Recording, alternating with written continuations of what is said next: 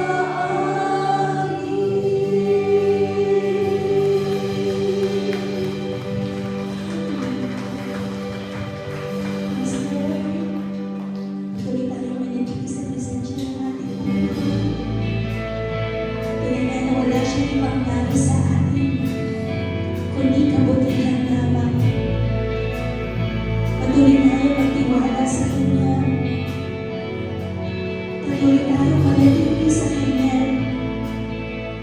Hallelujah. Ang kabutihan ang nais mo, hindi ka mong buhay, kailangan gusto. Sa lakas ng pagbabago, natuloy na ang lalakaran ko.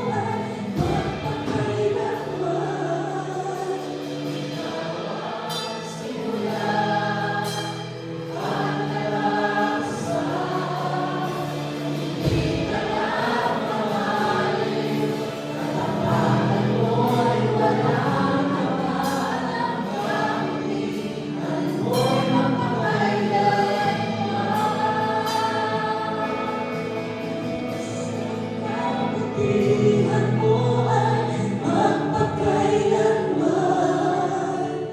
Ikaw ang simula at katapusan. Hindi ka na mamahalin, katapatan mo'y walang hanggan. Kabutihan mo'y magpakailanman. Kabutihan mo'y magpakailanman. Kabutihan mo'y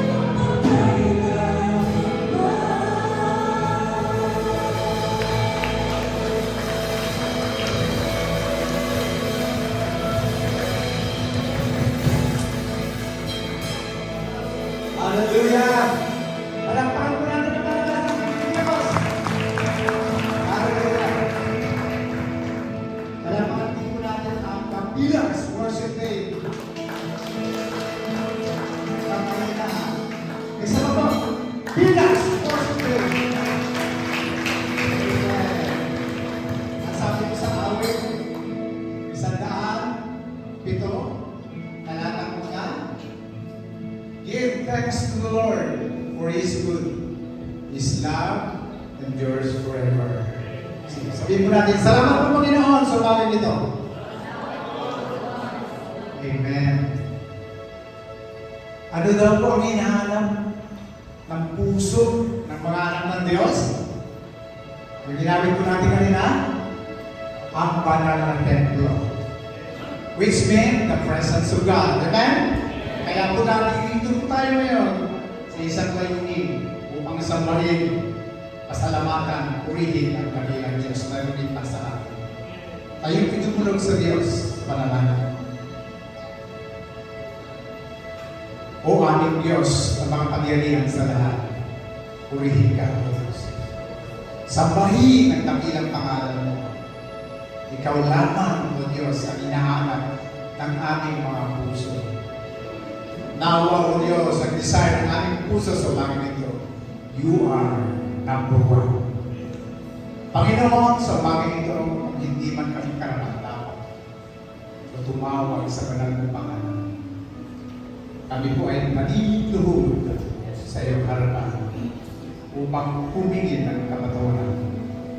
Sapagat kayo po ang aming Diyos na banal at nais mo na ang tumatawag sa iyong pangalan ay malinis. Kaya kami po, O Diyos, na nagpapasakot, nagpapalinis, humingi ng tawad sa bagay nito. Salamat po sa kapatawaran, sapagkat ang aming Panginoong Hesus ang lahat ng kasalanan, maging nakaraan, hanggang sa mga darating pa. Pagkakamali po namin, pinitawag po namin. Thank you, Lord, for your faithfulness. Thank you, Lord, for your grace. Thank you, Lord, na unawaan mo po ang kalagayan po namin sa mundo ito. Kaya hanggang ngayon, kayo po ay nananalangin pa rin upang maging malinis sa iyong mga anak, upang maging masunuri. Salamat po, Diyos. At amin po hinihingi, O Diyos, sa umaga nito, na ang lahat ng aming gagawin ay makapagbigay ng pagkira ng iyong pangalan. Kayo lamang, Panginoon, ang bipo sa amin. Ang iyong presensya ang nais po namin sa umaga nito. Patuwain niyo po kami. Panginoon, sa aming pakikinig, banal na salita, buksan niyo po ang aming isip at puso, Panginoon. Pagpalain niyo po, Diyos, ang iyong tagapagdala ng mabuting balita. Ang iyong lingkod, Panginoon, gamitin mo instrumento upang ikaw lamang, Panginoon, ang makita at magliwanag at mamunga ang iyong salita sa aming mga puso at buhay. Pagpalain mo po, Diyos, ang iyong lingkod na siya magbibahagi ng iyong salita sa bagay. Panginoon, na din po natin ilagay sa inyo ang mga bata na siya po mag-aaral sa Sunday School. Sa kanilang murang isipan, Panginoon, patuloy namin sila nilalapit sa inyo. Upang sa kanilang paglaki, Panginoon, ng iyong salita ay tumimo. Maunawaan po nila, pagbubuga ng buhay Kristiyano. Maging ang iyong mga ginagamit sa Sunday School, Panginoon, mga guro, system, pagpalain niyo po sila, Diyos. Bigay niyo po ang desire ng kanilang mga puso. At higit sa lahat, Panginoon, the joy to serve you. Salamat po, Panginoon, kaya niyo po na ang aking pong pagtitipon sa umaga nito ay isang makatuluhan sapagkat kayo po ang nangungunan. You are the leader, Panginoon, Christians. Salamat po, Diyos, ang lahat ng papuri pa sa salaman at pagsamba ay ating binabalik sa inyo. Kaya ang isang panalangin sa pangalan ni Jesus. Amen.